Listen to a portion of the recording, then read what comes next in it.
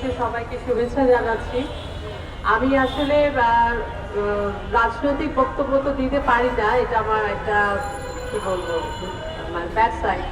তো আমি যেটা সংস্কৃতি ব্যক্তিত্ব হিসেবে সংস্কৃতিতে বহুদিন ধরে বিচরণ করছি, এখানকার ব্যক্তিত্বদেরকে আমি দেখেছি, মানে আমি আশা করি তারা সুন্দর সুস্থ সুস্থ চিন্তার হবে।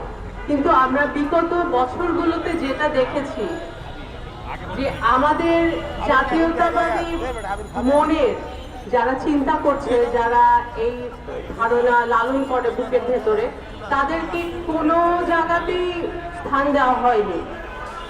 এবং আমি 17 বছর বিটিভিতে কাজ করি, 94-তে পাশ করেছি, তারপর আমি 17 বছর বিটিভিতে ঢুকতেই পারিনি।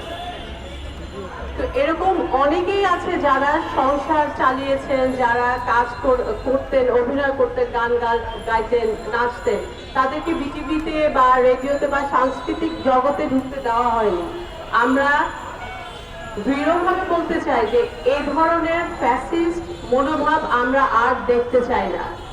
এবং আমাদের সংস্কৃতির, আমাদের সাংবাদিক ভাইরা আপনারা যারা উপস্থিত আছেন, আমি তাদের মাধ্যমে ওইসব শিল্পীদেরকে হুঁশিয়ারি দিতে চাই যারা আমাদের জাতীয়তাবাদী এবং সুস্থ মন মানসিকতা সম্পর্কে ফেসবুক বা অন্যান্য বিভিন্ন মাধ্যমে যারা নোংরা নোংরা কথা বলবেন। আমি ব্যক্তিগতভাবে যেটা বলতে চাই, আমি আইনের আশ্রয় নিব এবং আমি আশা করব আমার দল আমার সাথে থাকবে এবং আমরা প্রতিবাদ করব, আমরা রাস্তায় নামবো।